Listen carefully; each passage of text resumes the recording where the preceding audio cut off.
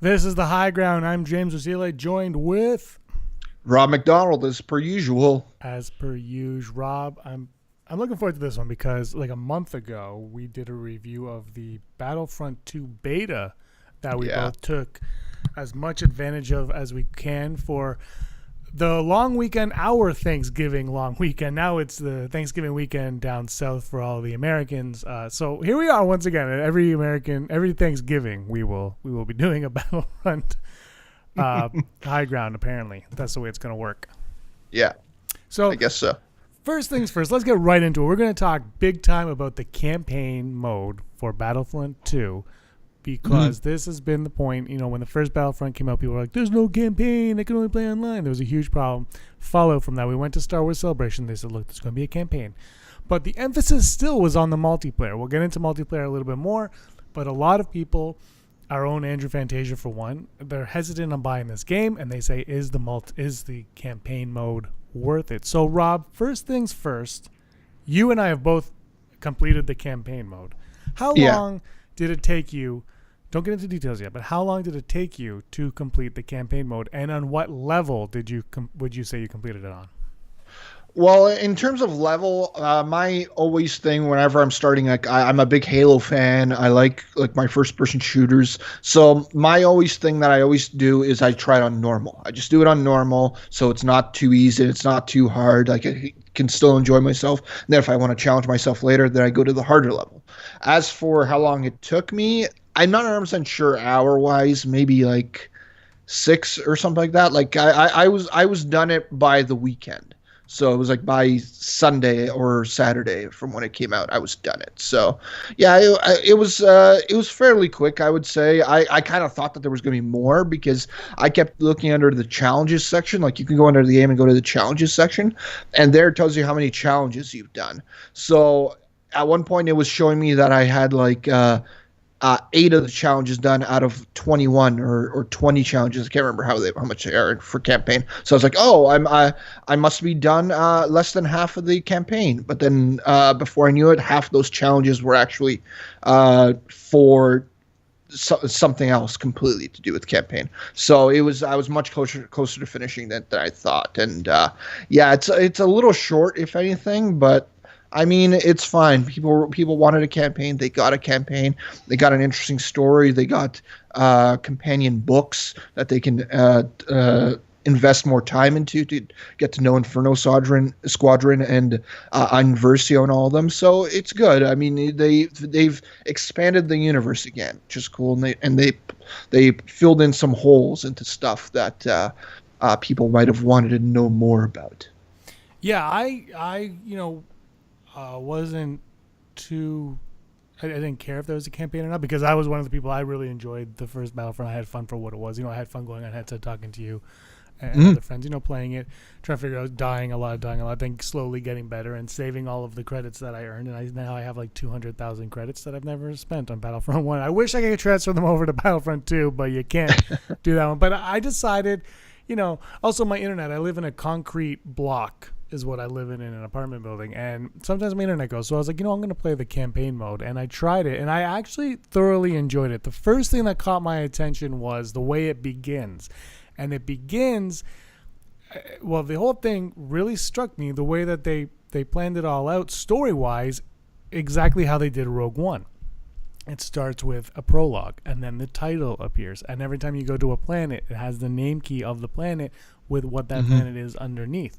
That really struck me right away. I said, okay, so there's continuity to this. There's continuity to the Star Wars universe that the new regime of Lucasfilm is bringing to us.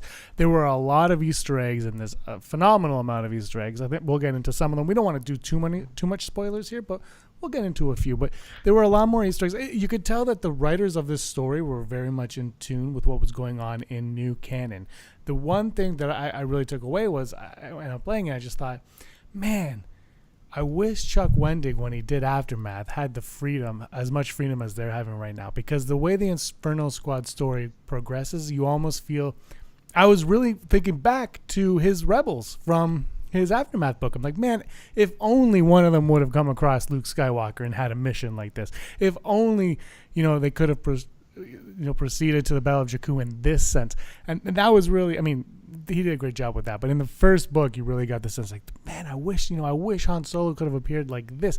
Now this, I will say, the Han Solo scene in this ties in very, very much to Han Solo in the Aftermath book. It's the same Han Solo in the same time period. This happens just after, I believe, just after the Aftermath chapter, where he also has say that beard. 3 times fast. Yeah, where he also has a beard. But let's go into the hero missions in the campaign mode. What did you think of the hero missions? Some of them I liked quite a bit. Others, I could have taken or leaving them. Like for the most part, like if we're gonna start with the Han Solo one, I mean, it got good, but it was like I'm not gonna spoil it too much, but you're basically the first half of you playing as Han Solo is basically you just going around talking to people. Right, that's what was kind of maybe the annoying part. Like I would want it to be Han Solo more than he was, because then again, like the other half was you actually being Han Solo and shooting around. Like I've told you, James, I love the Lando mission in this one, where you're just running around as Lando and then like doing some of the most weirdest tasks. Like you get your objectives and the weirdest ones, and it added on top of it because he was paired with Shriv, who I thought was the breakthrough character of this game. The one that I wanted to see more of, the one I wanted to see in comics and books, and maybe even show up in the episodic films. That'd be great. So yeah, that was one of the big ones. And the other one I hinted to you at that I thought you were very much going to like was that the Leia mission was also great in this one.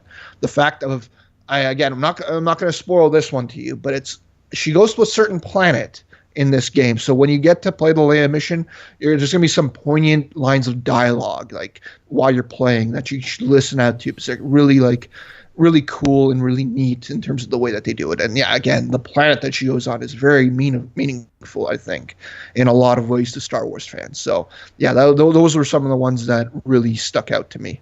Yeah, I absolutely love Shriv. He's Danger Leader. They don't call him Danger Leader for nothing. He had a lot of one-liners, and like you, when I first saw him, I'm like, this is stupid. Why didn't they make a character that we know? And then I was like, I want Shriv everywhere. I want him on my apples and my bananas and my pears, just like BB-8. Shriv was. I really, really was happy with the way they had Shriv and how they paired him up with everybody. The Leia mission, absolutely loved because of where you are and the little things that she says. I sucked completely at it because I can't play as heroes anyway. I just can't aim. I keep hitting walls, and I'm like, but why am I hitting a wall? I'm really bad. I played on easy, by the way. Full disclosure, I was on the easiest mode you can play on, and it took me like a week. So there you go. But yeah, I really, really like that. I like the Han Solo one. I love flying the Falcon. I didn't care for talking to people. But that's me. I think some people do enjoy that kind of stuff. That's not what I'm playing Battlefront for. Anyway, there's some games that can get away with that. Others I can't. Like, for example, there's Arkham games, and there's certain missions where you have to go and talk to people. But again, like Batman's a detective, so that kind of more makes sense. This is Battlefront. I think that part of the issue is this is Battlefront, and I think a lot of people forget that it's Battlefront, and they want Knights of the Old Republic. And look, if Knights of the Old Republic is not a first-person shooter either, and that's just how it is. You know what I mean? Like, it's almost make a different game. There should be another. We should be doing a video on another Star Wars game as well, instead of having 3 on Battlefront. Because seriously, it's the only game we're getting. But anyway, Luke Skywalker's level. Let's talk about this for a bit. We won't go into too many spoilers, but we are going to mention. Actually, you know what? I got to do a spoiler here. So if you don't want to know what I'm going to talk about, stop listening, I guess, or whatever. But the truth is, you probably know what I'm going to talk about because it does happen early in the game, I would say, the Luke Skywalker. Yeah. And also, like, if you went to any Star Wars websites within the last week, you probably would have seen that as a headline. Yeah, absolutely. He has to fight bugs. Which I loved. It took me back to the Super Star Wars game for SNES where he has to shoot bugs on Tatooine, or those lizard things, the goblins.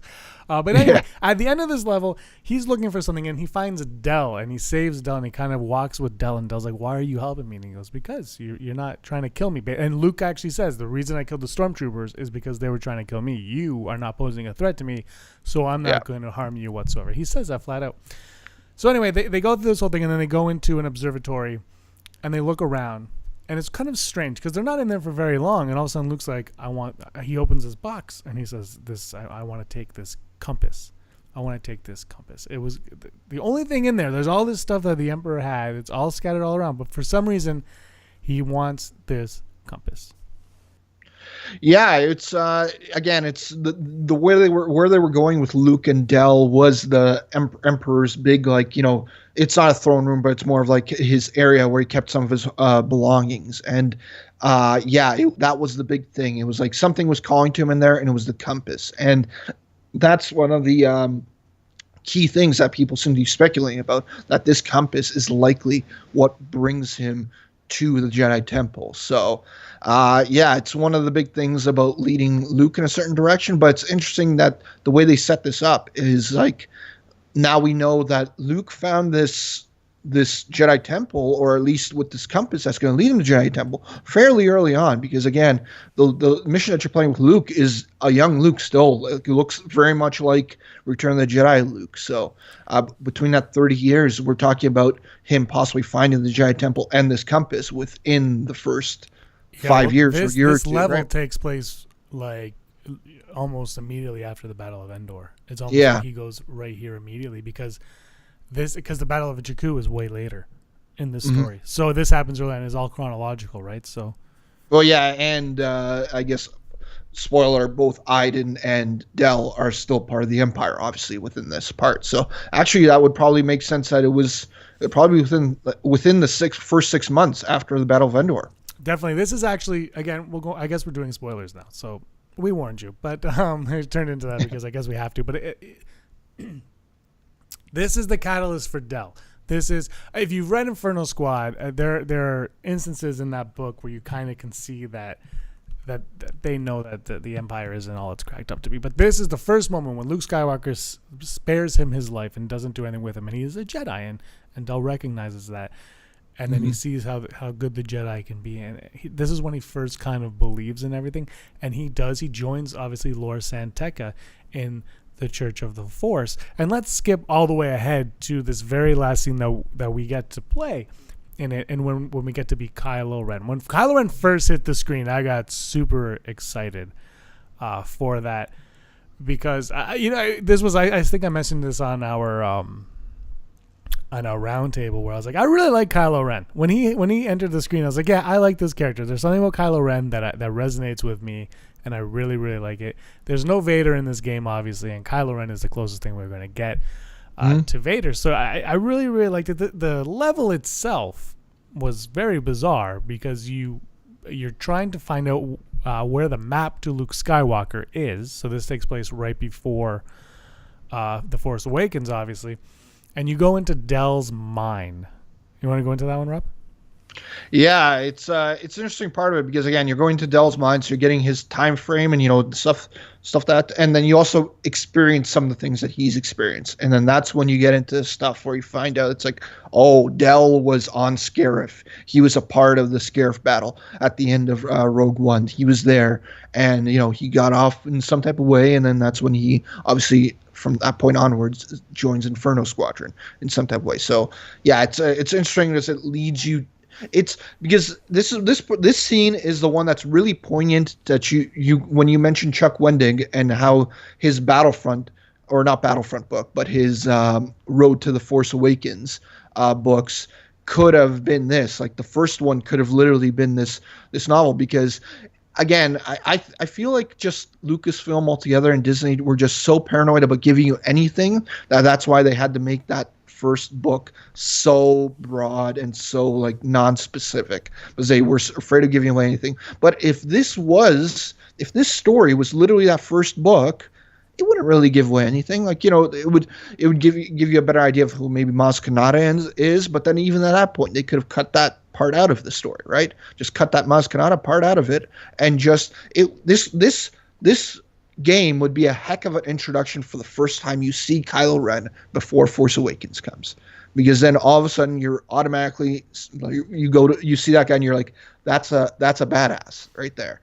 Like, when you see Kylo Ren in this game. Yeah, this game is absolutely a journey to the Force Awakens. Yeah, we've had. This is the journey to, like, this is this is the lead up to The Force Awakens. It gives you everything you need going into that. And Maz Kanata, I'm not the biggest Maz Kanata fan. I don't hate Maz Kanata, but there's nothing in The Force Awakens that makes me go, she's a great character.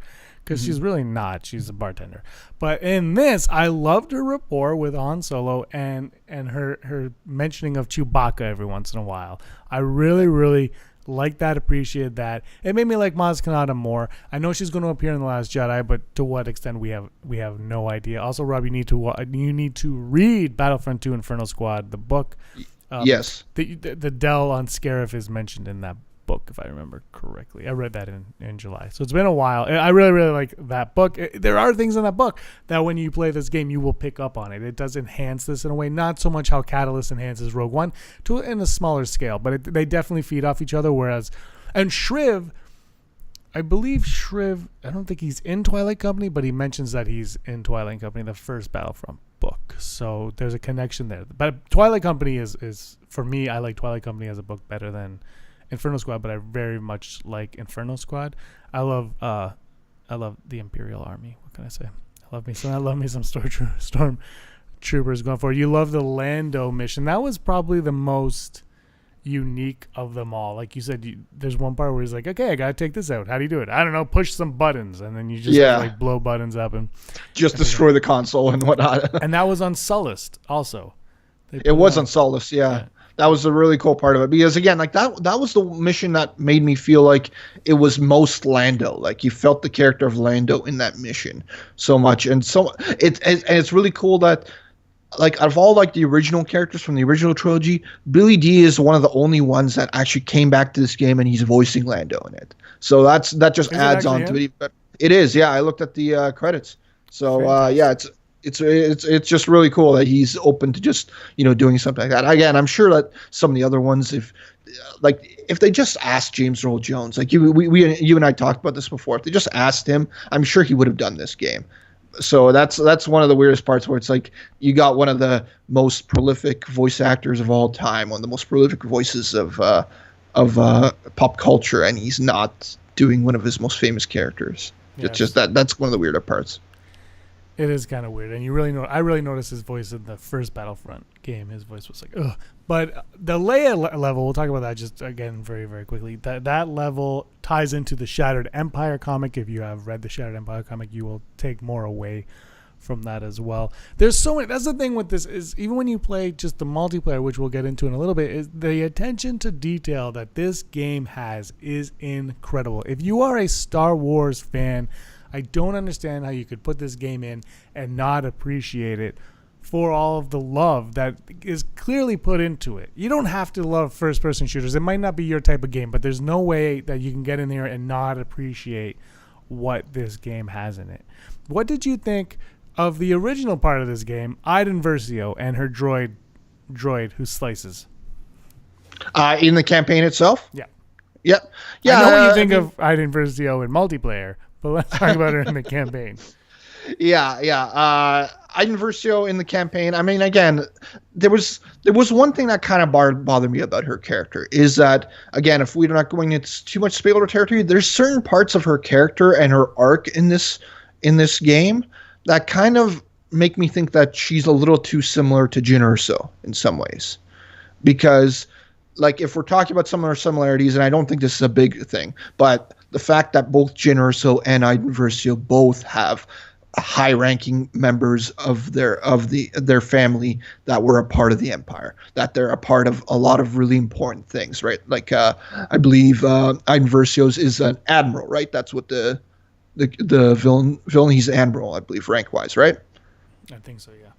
Yeah, and Galen Erso, of course, is responsible for the Empire, and he was a part of a whole bunch of stuff. So there was some of that stuff that I thought was a little bit too similar, but it was when you got into the actual character, that's when Iden Versio kind of like split off from Jyn Erso. So that's one of the things. But if we're going to go back to ID 10, I believe that's the name of her droid.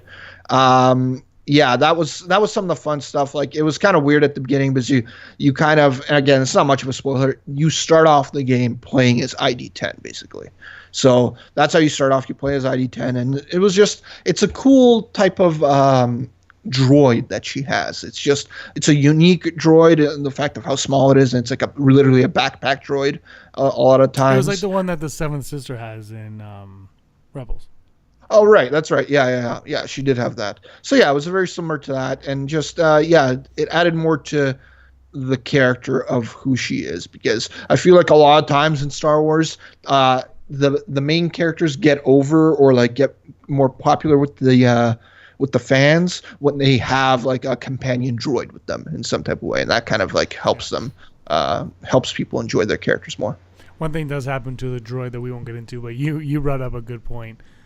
But we'll talk about that on a podcast another day. What did you think of Vardos, Iden Versio's home planet? When they first announced it at Star Wars Celebration, I was kind of like they had me the whole presentation. I'm on board with this game. I'm like, oh yes. They're like, and you'll get to play on Vardos, a new planet, Iden Versio's home planet, which is loyal to the Empire. And I was like, I don't care about your new planets. And then the game hit. I'll give my thoughts in a second. Rob, what were your thoughts on playing on Vardos and everything surrounding Vardos? Well, yeah, some of the Vardos stuff, it's like it kind of felt like just a lower tier Coruscant in some type of ways. Like it looks very much like Coruscant, like some of the missions that you were on in there. So it was like, when you were just walking through, it was like very much like at least an area of the planet is just a shrine to the Empire in a lot of ways. So it was an interesting part of the game. I mean, I want to see more of Vardos. I want to see more of what it looks like. But as of right now, yeah, it's just that's what it kind of came off to me as Coruscant light to an extent. I liked it better than I thought I would. I liked what the Empire was doing with that planet, what their plan was that Iden Versio and Inferno Squad figure out. I liked that. Yeah, the look of the planet. I mean, it was raining when you play it anyway, so it wasn't like you got to see it in broad daylight or nothing. But it was enjoyable. I mean, it wasn't my least favorite part of the game. I don't think it was my favorite part. It was just it was a good progression part of it, and obviously, it's an very, very impactful for the story that they are conveying. And I gotta say, the writers of this I think they did a really great job. When you compare this to the new canon books that we're getting, I think this is right up there with some of those books. It's not the best, but it's definitely not the worst, and it's enjoyable enough where I would say, yeah, go for it. Now, I don't know if I would recommend somebody's paying $80, $90, $100 just to play the campaign mode on this game, because it is definitely not long enough, and that's something I want to talk to you about. When you finished the campaign before I did, naturally. But you weren't completely satisfied with the way it ended. Yeah. So I didn't like the way it ended because I'm a fairly big gamer, and like when I play games, I don't like there's Halo games that have cliffhanger endings, and they go on because there's going to be another game coming out, and that's going to be a sequel to it and whatnot. But the problem with this game was that it just literally ended as a cliffhanger, and then you're getting an ending to the campaign through downloadable content. So again, it's not much of a spoiler, but I didn't really like the fact that it ends on a semi cliffhanger, and then you're led to have to download the DLC if you want to find out what actually happened. So that was the thing that kind of. This is why I didn't have a problem with the ending, because I felt like the game ends. And then this is kind of an epilogue that kind of pops up. And now they're like, okay, you're getting this part of the epilogue. The next part you'll get later on. So I felt like the story itself ended before, we'll just say it, the Kylo Ren scene. Like, I feel like the game ended, the storyline was told, and then they're like, well, people really want to play as Kylo Ren. Okay, throw that in there. And that's why I was okay with the way it ended on that cliffhanger, because I know I'm going to get another one in a few weeks. And it felt like the story that I was a part of ended, and now this is just kind of like a continuation, kind of like the 7 that they have in Return of the King. Like, it was just like, okay, this is something else just to keep it going, to let you play as Kylo Ren, to let you see the First Order. Let's see how it goes. But in that last scene, in the Kylo Ren scene, we've already talked about it, you're in Del's mind, blah, blah, blah. The bombshell of all bombshells is dropped so nonchalant. Well, it's a little bit more than nonchalant. You're running around as Kylo Ren, and he goes, well, blah, blah, blah, blah. or maybe it was your daughter. That's my Kylo Ren impression for everybody watching. It's a really, really good one. But he flat out says that Iden and Del kind of got together and they had a child, and the internet went afire with this. Are they Rey's parents? Is Kylo Ren talking about Rey? I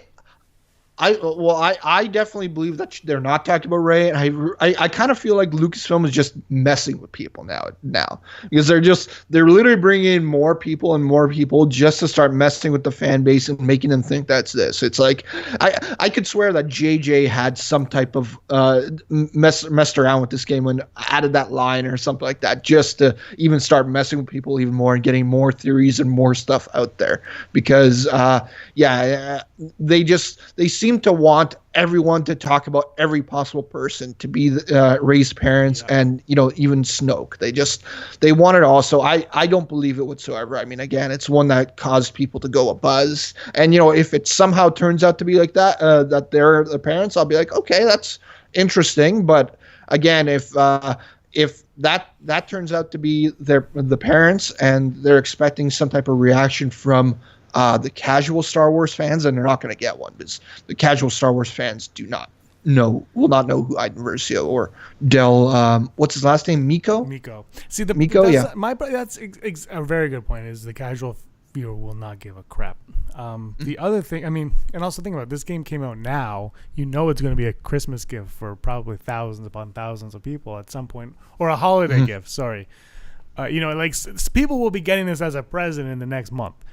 And they'll be getting it after The Last Jedi comes out. So I think if it happens to be, if somehow they were like, well, these two are Rey's parents, in the movie you'll find out that your parents were elite members of an Imperial army that turned to the Rebel Alliance.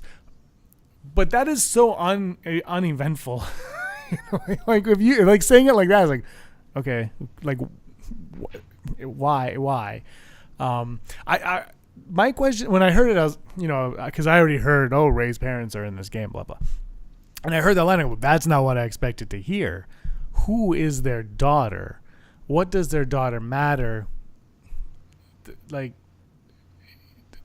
my mind didn't initially go to Rey. It went to somebody else on some level, but I don't know who I've been introduced to that their daughter could be. I'm not sure. We haven't heard. Like, there's no other females. It's Rey, and that's it. Like, that's pretty much it of all the new characters, obviously. Yeah. So that's really got me though. Is like they could have had a daughter who at that point, I don't know how old their daughter would be when Kylo says that, but could be somebody old enough to be something of importance in the Star Wars universe. Obviously, it's not going to be Rose or Rose's sister, but.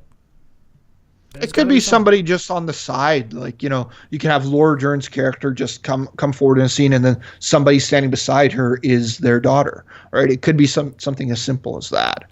So, or the daughter could play a huge factor in the DLC for all we know. I mean, the daughter, right? Like Kylo Ren goes after their daughter for some reason.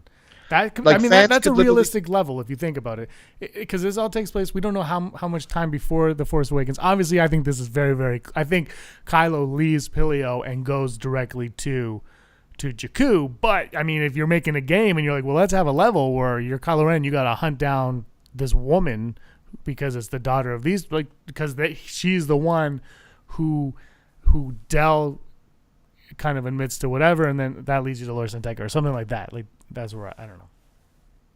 Yeah, it's an interesting portion of the game, I guess. It's just with that Del mission and who you're going to expect to be it. Like I could literally believe that there's some fans out there that are literally just putting down money. They're like, those are Rey's parents, and then like you said, by the end of the DLC, you'll find out that their daughter is somebody else entirely. So before even Last Jedi comes out, those fans' money might be taken away because they'll find out in the DLC that's definitely not Rey. Yeah, because this does not need to tie into The Last Jedi.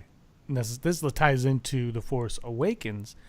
So, and also it ties into itself. It's Battlefront is, Rogue One is not going to tie into The Last Jedi, even though we got that right before The Last Jedi. It's just not going, like, it's a different place in the Star Wars galaxy. All right, before we get into multiplayer, one final thing. We mentioned the compass briefly. Is Luke Skywalker's compass going to make an appearance in The Last Jedi?